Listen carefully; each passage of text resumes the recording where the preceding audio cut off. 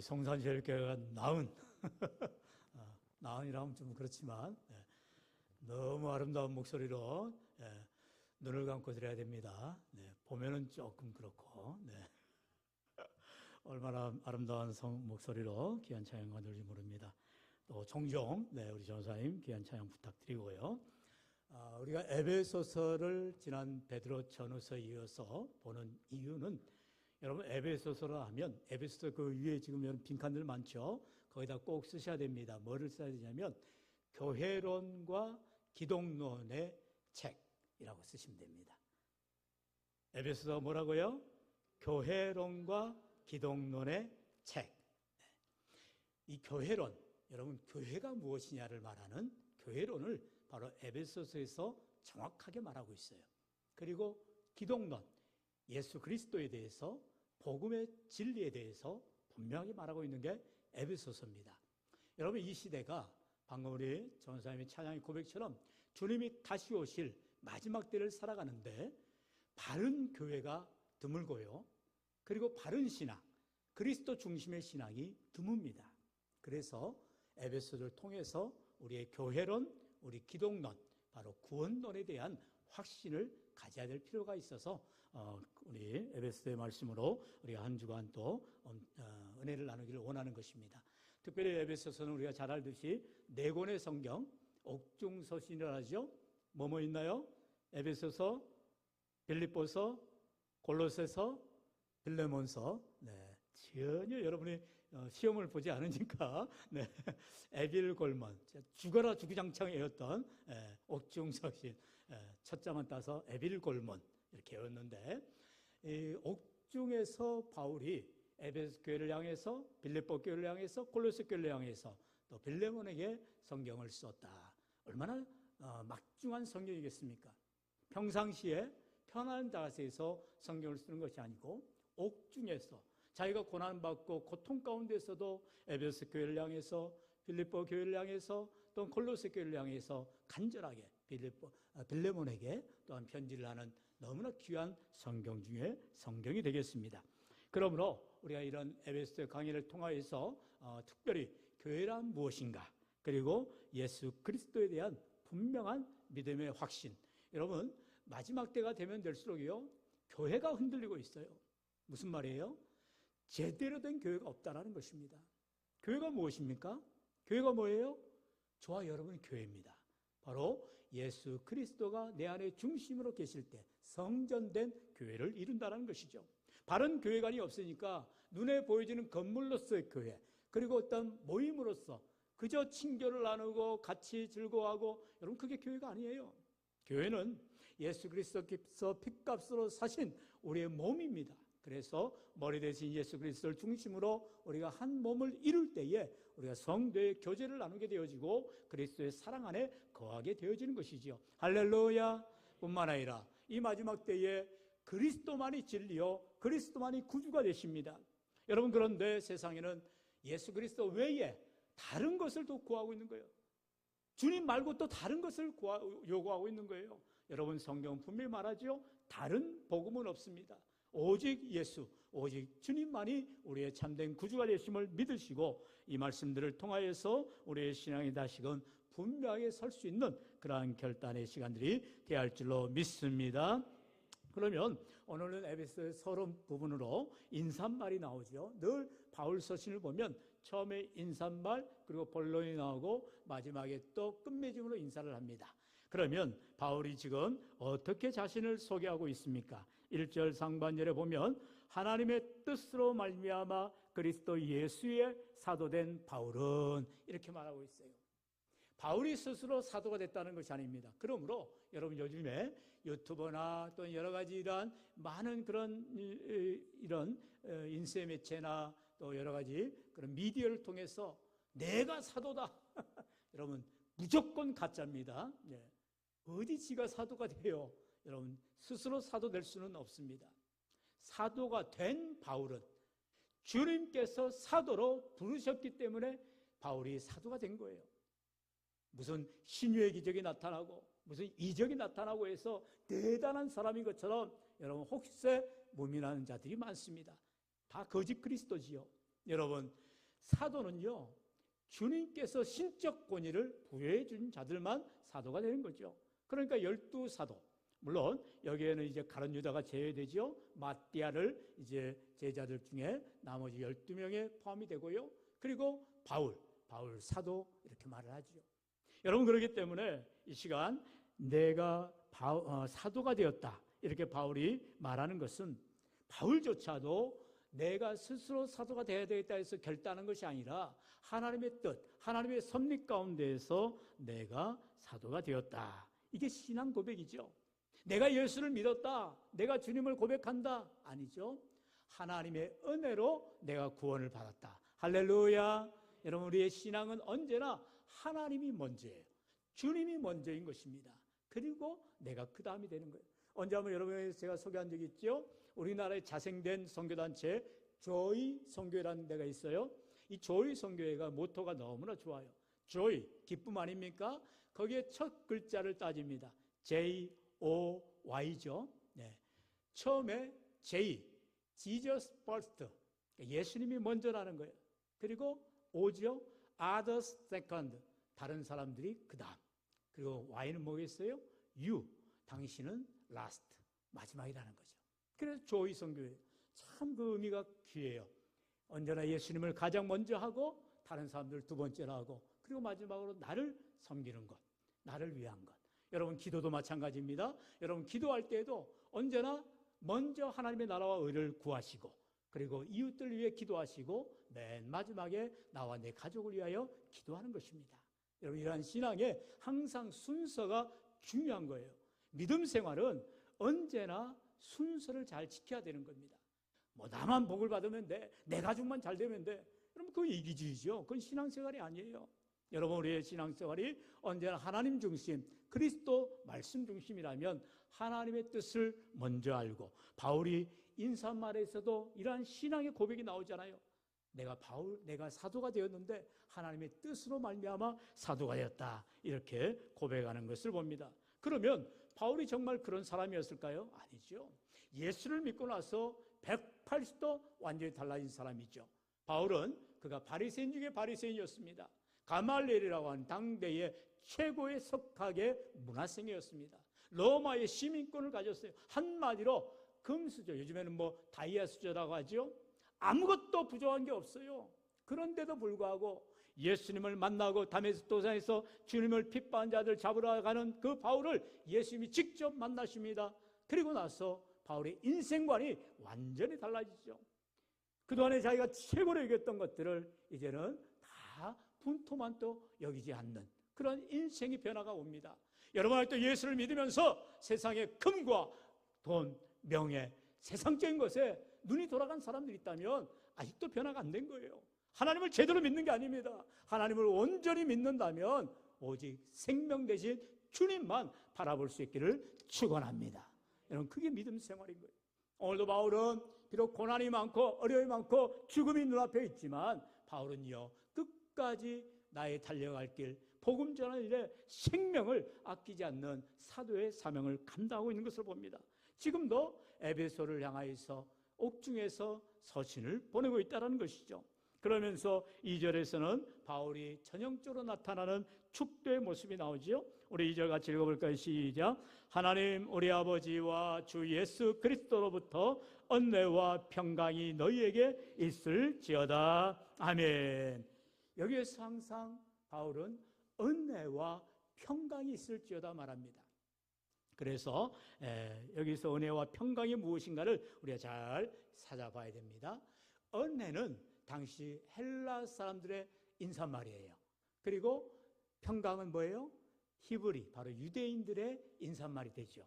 우리가 잘 알듯이 샬롬 하잖아요. 샬롬. 그래서 지금도 이스라엘 사람들은 만나면 항상 샬롬 인사합니다. 뭐 영어로 헬로, 우리는 안녕하세요 인사말이 되겠죠. 이 기독교와 유대교, 그리고 3대 종교의 하나인 이슬람이죠. 이슬람교를 믿는 아랍권 사람들도 이 샬롬이 들어간 말을 해요. 무슨 말 하죠? 뭐라 하죠? 제가 써놨는데 안 해봐가지고 아살라무 알라이쿰 이렇게 말을 해요.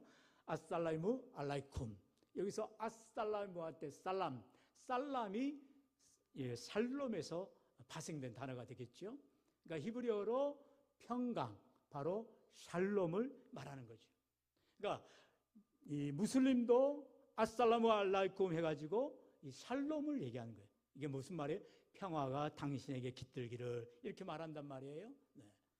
뭐 나마스테 하고 이게 동양에서 주로 인사하잖아요. 그러듯이 이렇게 무슬림권 그리고 기독교가 있는 중동 지방에는 샬롬이 최고의 인사가 되는 거예요. 그런데 왜 은혜가 들어가느냐? 그건 이제 당시 헬라의 영향을 받아서 은혜라는 것은 헬라어로 카리스라고 하죠. 이 카리스. 근데 이 카리스라고 하는 은혜도 사실상 이제 구약에 들어가 보면 좀 더 포괄적인 의미가 담겨지죠. 바로 하나님의 자비, 하나님의 사랑, 헤세드를 말하고 있죠. 이 헤세드에서 나오는 말이 바로 이런 은혜가 되어지는 거죠. 그래서 바울은 지금 은혜와 평강을 기원하면서 처음 인사를 나누는 겁니다. 이렇게 우리가 은혜에 대해서 그리고 평강에 대해서 내용을 살펴보면 여러분 은혜라는 것은 우리의 신앙생활에서 가장 중요하고 가장 우선이 돼야 됩니다. 무슨 말이냐면 우리가 구원을 어떻게 받느냐? 구원을 어떻게 받아요? 네? 아니 계속 은혜하다 보니까 은혜의 답이 나오는 게 안 돼요. 예, 믿음으로 구원을 받죠. 예수를 나의 구주로 믿을 때 우리는 구원을 받습니다. 그런데 이 구원을 받는 믿음조차 내 힘과 내 능력으로 얻느냐? 그렇지 않죠. 그게 바로 은혜로 얻는다라는 거죠. 에베소 2장 8절은 말하죠. 우리 에베소 2장 8절 같이요. 시작. 너희는 그 은혜에 의하여 믿음으로 말미암아 구원을 받았으니 이것은 너희에게서 난 것이 아니요 하나님의 선물이라. 아멘. 할렐루야. 중요합니다. 따라합시다. 구원으로 하면 안 되죠. 예. 믿음으로 구원받습니다. 한 번 더요. 믿음으로 구원받습니다. 믿음으로 구원받는 거예요. 다른 길이 없어요. 예수 그리스도가 나의 주가 되심을 믿어야 구원을 받는 거예요. 그러면 이 믿음이 어떤 사람에게 있고 어떤 사람이 없어요. 그게 바로 은혜라는 거예요. 어떤 사람은 은혜로 믿음이 들어가고 어떤 사람은 은혜가 임하지 않아서 믿음이 들어가지 않는 거죠. 이 은혜를 받는 것이 바로 성경의 말씀처럼 하나님의 뭐라고요? 선물이라는 거예요. 여러분 선물이 뭐예요? 나는 전혀 예상치도 않았는데 누군가 나에게 주는 것이 선물이죠. 하나님이 나에게 은혜라는 선물을 주셨기 때문에 내가 예수님을 볼 때 믿음으로 구원을 받을 수가 있게 된다는 것입니다. 뭐 공부해서 구원받는 게 아니에요. 성경을 달달 외워서 구원받는 게 아니에요. 여러분 주일 성수 100% 안에서 구원받는 게 아니에요. 11조 완벽하게 안에서 구원받는 게 절대로 아닙니다. 우리의 행위로 율법을 지킴으로 구원받을 길이 전혀 없다라는 거예요. 뭘로요? 오직 은혜라는 거예요. 하나님의 은혜가 아니면 나 같은 죄인이 구원받을 수가 절대로 없다라는 것입니다. 그래서 우리는 은혜로 구원을 받는다라고 말할 수가 있다라는 것이죠. 창세기 3장에 보면은 우리가 잘 알듯이 노아가 나옵니다. 노아가 구원을 받을 때 6장에 나오죠. 창세기 6장에 처음으로 그가 은혜를 받았다 성경 말하고 있어요. 노아가 구원받은 것이 하나님의 은혜더라는 거죠. 하나님께서 많은 백성들을 구원하기 위해서 큰 방주를 지켜야 합니다. 아니 애초에 노아 가족만 8명이죠. 노아 식구만 구원할 계획이었으면 작은 배 한 대만 만들면 됐어요. 그런데 노아로 하여금 하나님이 친히 측량을 하신 거예요. 높이는 몇 규빗 또 폭은 몇 규빗 어마어마하게 크게 배를 짓게 합니다. 왜요? 모든 영혼들이 다 들어와서 구원받으라는 거예요. 그런데 거기에는 노아 가족만 구원을 받더라는 거죠. 그게 은혜인 거예요.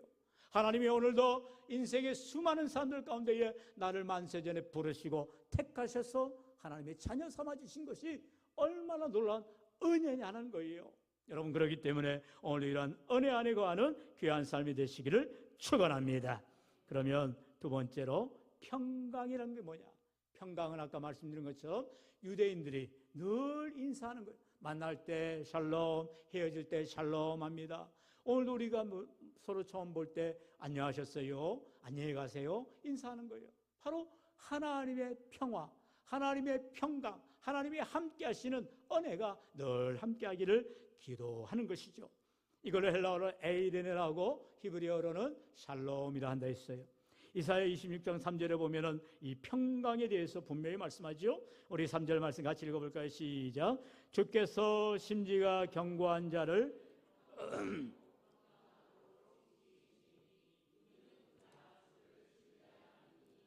아멘. 누구를 평강하도록 시켜주신다고요? 주님을 신뢰하는 사람, 주님을 의지하는 사람, 주님을 끝까지 붙드는 자를 우리 하나님이 평강하도록 지켜주신다는 거예요. 사랑하는 성도 여러분, 우리가 이 땅을 살아가다 보면 이제 너무나 복잡다단한 세상을 살아갑니다. 그래서 너무나 스트레스 받고 또 이렇게 불안하고 불면증에 때로는 우울증에 여러 가지 정신적인 고통 가운데 여러분 호소하는 사람들이 많아요. 여러분 다른 거 없어요. 하나님의 은혜가, 하나님의 평강이 할렐루야 내 생각과 마음을 지켜줄 때 내 하는 모든 일들 가운데에 늘 감사가 넘쳐나는 믿음의 삶이 될 줄로 믿습니다. 주께서 심지가 견고한 자를 평강으로 지켜주신다는 거예요. 심지가 견고하다는 게 뭐예요? 어떠한 일을 만나도 하나님을 떠나지 않는 거예요.